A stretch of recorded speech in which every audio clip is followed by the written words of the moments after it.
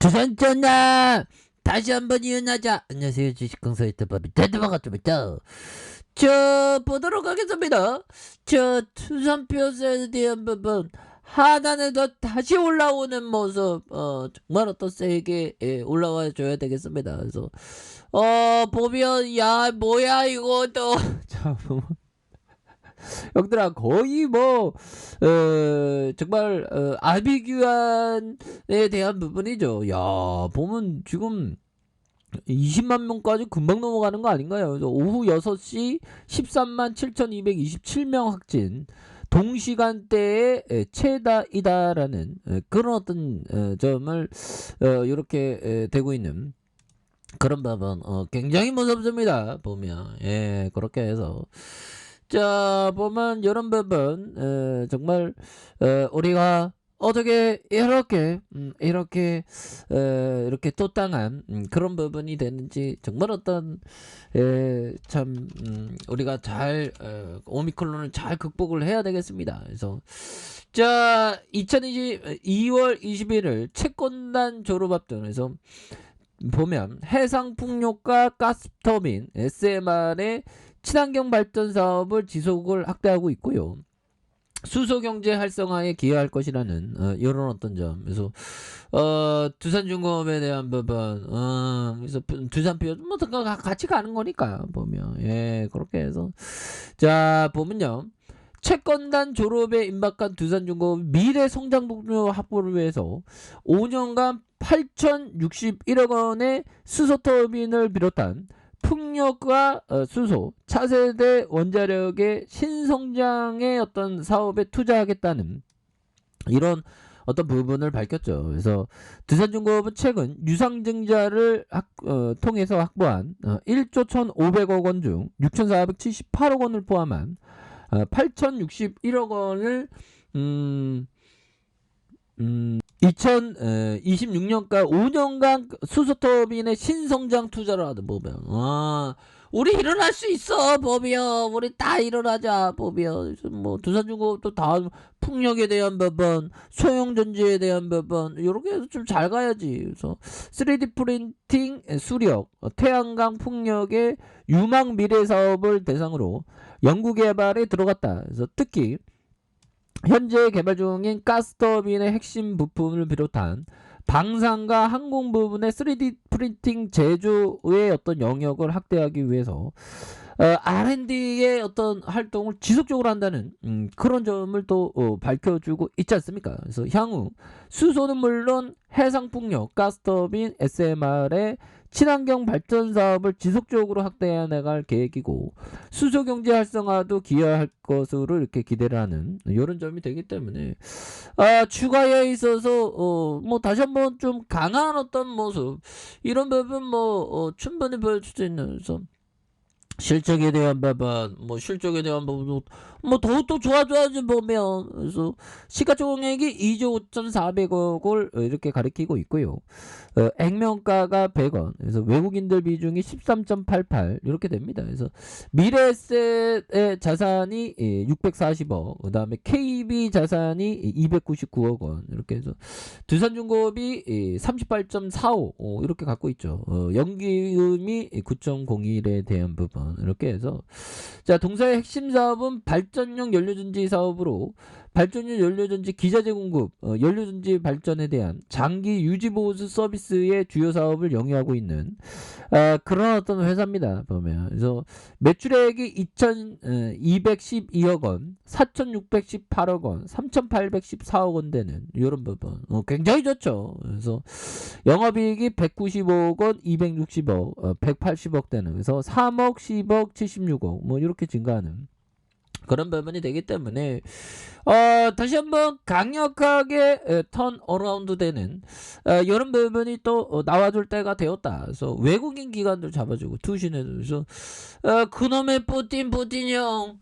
이 형들 좀 이제 그만해야 돼. 이제 그만하고 러시아 형들 이제 그만하고 보면서 자 러시아산 원유 공급 끊기면 유가가 120달러까지 올라가. 야 정말 어떤 예, 이런 부분 겁나게 똑당하죠. 그래서 러시아의 우크라이나 침공 명령으로 그럼 러시아가 이런 부분이 발생할지 누가 알았겠습니까? 그래서 맨날 커피 한잔 하세요. 아 진짜 좀 먹고 살려고 보니까 왜 또 이렇게 이런 게 터져갖고 보면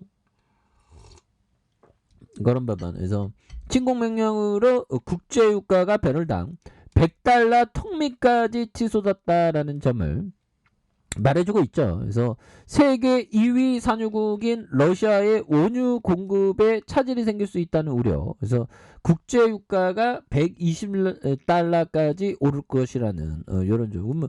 전반적으로 물가에 대한 공포가 굉장히 심하죠. 보면 이렇게 해서 보면 그런 부분이 됩니다. 그래서 보면 WTI 4월물은 전날보다 1.88 상승한 배럴당 91.91달러로 거래를 마쳤고요.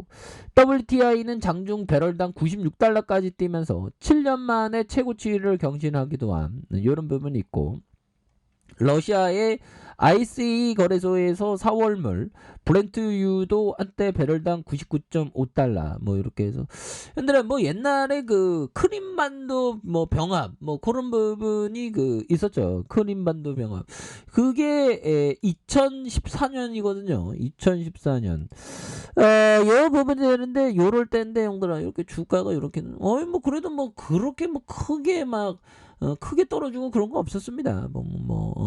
그렇기 때문에 예전은 이런 부분에서 다시 한번 좀 올라와주는 모습이 좀 보여줘야 한다 보면 그렇게 해서 뭐 바이든 형은 뭐 그 군사적인 행동은 뭐 아니고 경제적인 오직 경제적인 제재만을 이렇게 얘기를 하고 있죠. 보면 그래서 뭐 그런 어떤 충돌은 뭐 크게 나올 부분은 없다라고 생각을 해요. 그래서 자 런던의 ICE 거래소에서 4월물 브렌트유도 한때 배럴당 99.5달러까지 치솟았던 그래서 100달러 선을 위협하다가 96.84달러의 장을 마감한. 근데 이런 어떤 여러 가지 악재들이 형들아 뭐 쉬고 있다가 보면 어느 순간에 딱 보면 좀 몇 달 지나다 딱 보면 또 다 올라와 있어 보면.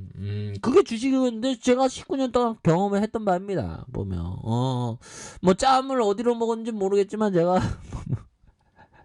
주시장 항상 우승해왔거든요. 단기에는 출렁여도. 그래서 에너지 전문가들은 국제유가가 100달러 시대. 야, 뭐 엊그저께 막 20달러, 막 30달러, 막 10달러 막 이렇게 됐던 게 막 기억이 나는데 어느 순간은 100달러로 금방 수직 상승하네. 그래서 팬데믹이 끝나가면서 폭발한 원유 수요에 비해서 공급이 턱없이 부족한 와중에 러시아의 원유 공급마저 흔들리면서 유가의 상승은 불보듯 떠난 그런 점이 되겠죠. 그래서 뱅크 오브 아메리카는 우크라이나 위기가 계속되면 올해 중반에는 브렌트유가 120달러까지 오를 수 있다고 이렇게 봤고요. 그래서 러시아산 원유가 대체 불가능하다는 분석이 나왔고 신용평가사 피치 드미트리 마린체코 원자재 수석 분석가는 현재 국제유가가 우크라이나 사태에 따른 상승분이 15달러 정도다. 그래서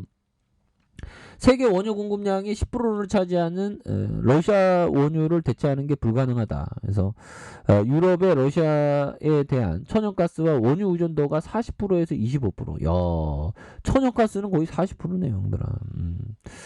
이런 부분. 그래서 보면 근데 러시아 제재할수록 이 가스 이런 부분이 굉장히 또 땅해질 수 있는 그런 어떤 부분도 있을 수 있겠네요. 그래서 자 아무튼 그런 부분이 되겠고요. 뭐 서서히 또 안정화를 찾아갈 것으로 생각을 합니다. 그래서 우리의 두산표였어요.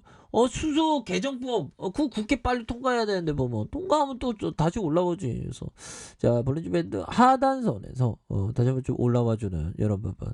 자 주방에 대한 부분 자 보면 다시 한번 추세에 대한 부분 행보 추세에 대한 부분에서 툭 눌러줬는데 형들아 여기에서 다시 한번 반등에 대한 부분이 굉장히 좀 세게 나와주는 이런 부분 한번 기대해 보도록 하겠습니다. 그래서 이전에 강한 어떤 상승 레인 이렇게 있었죠 보면 그러면서 거래량 터져주면서 올려줄 수 있는 그런 부분. 일봉에 대한 부분 32,150원에 대한 부분이 있죠. 그래서 바닥과 바닥선에서 이런 어떤 부분에서 바닥과 바닥선에서 거래량 터져주면서 다시 한번 슈팅에 대한 부분이 큼직하게 나와주는 이런 어떤 모습을 한번 다시 한번 또 기대를 해보도록 하겠습니다. 아셨죠? 자, 아래 카페에서 전부 확인하시고요.